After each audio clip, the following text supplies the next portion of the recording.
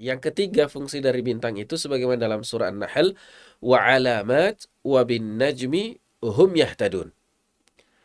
Bintang itu bisa fungsinya adalah untuk kita bisa jadikan arah, mengetahui arah. Bahkan untuk mengetahui kita ini berada di sebelah selatan atau sebelah utara, barat atau timur.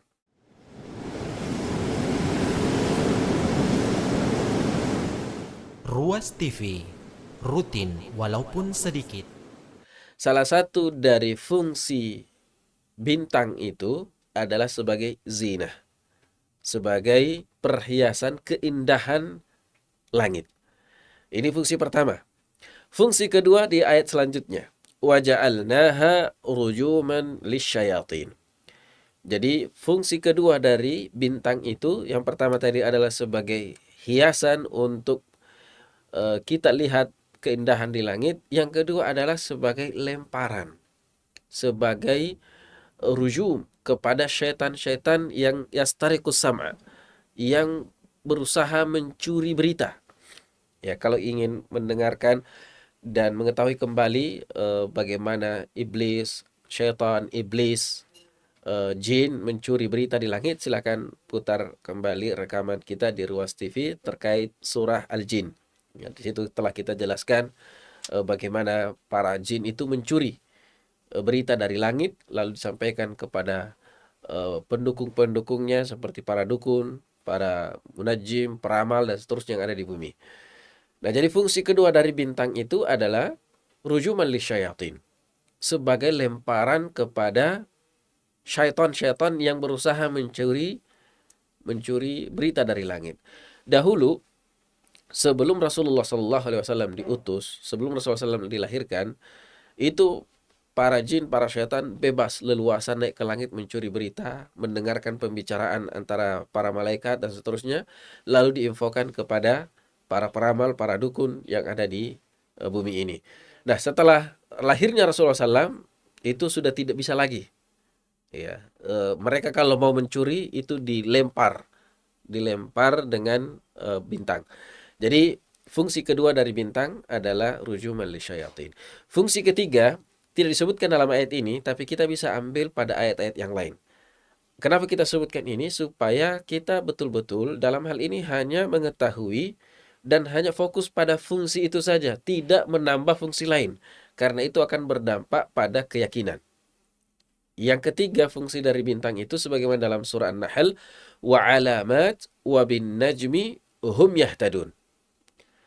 Bintang itu bisa fungsinya adalah untuk kita bisa jadikan arah, mengetahui arah. Bahkan untuk mengetahui kita ini berada di sebelah selatan atau sebelah utara, barat atau timur. Dengan bintang kita juga bisa mengetahui arah kiblat. Dengan bintang bisa kita mengetahui arah perjalanan kita ketika berada di laut atau di hutan. Dan memang Allah menjadikan itu wabin najmi hum yahtadun. Dan dengan bintang-bintang mereka bisa mencari petunjuk, ya, arah supaya tidak kesasar. Ditambah dengan tanda-tanda yang lainnya. Nah, tiga fungsi dari bintang ini. Zinatul sama, dia sebagai perhiasan langit. Rujuman lisyayatin, sebagai lemparan para setan. Dan yang ketiga adalah untuk menentukan arah atau mengetahui arah mata angin atau arah yang lainnya. Selain dari tiga ini, maka tidak boleh mempelajari ilmu bintang dengan tujuan-tujuan yang tidak sesuai dengan syariat.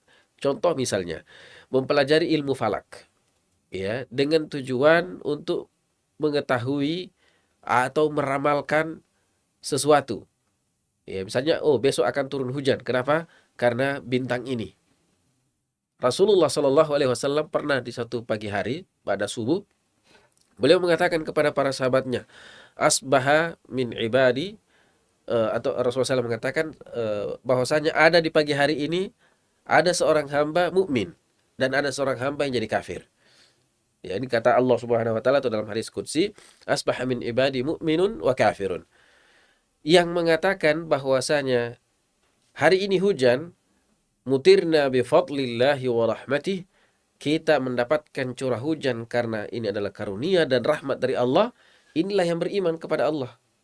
Tapi ada yang mengatakan mutirna binau'i kada wa kada. Ini turun hujan karena muncul bintang ini. Ya, adanya bintang ini berarti akan terjadi ini dan seterusnya. Dalam pelajaran kitab tauhid itu kita diberikan pemahaman bahwasanya apa yang terjadi pada benda-benda langit itu tidak ada hubungannya dengan kejadian di bumi. Ya. Terjadinya gerhana tidak menunjukkan ada orang lahir, ada orang besar yang lahir atau ada orang besar yang meninggal. Makanya ketika terjadi gerhana di masa Rasulullah SAW dan meninggal di hari itu juga meninggal putra Rasulullah SAW yaitu Ibrahim, beliau menyatakan bahwasanya matahari dan bulan adalah dua dari tanda kebesaran Allah.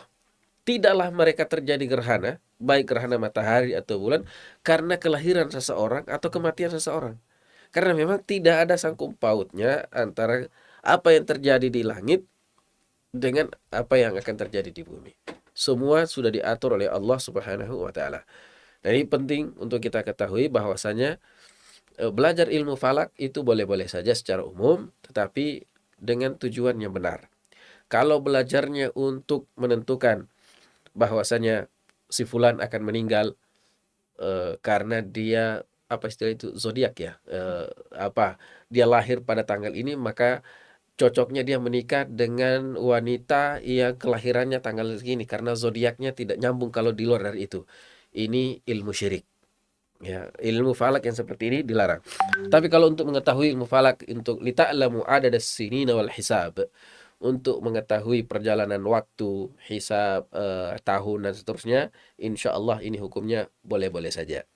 Tetapi eh, mempelajari lebih dari itu atau menjadikan bintang Quran lebih dari tujuan yang telah kita sebutkan, ini bisa masuk pada permasalahan akidah yang sangat besar.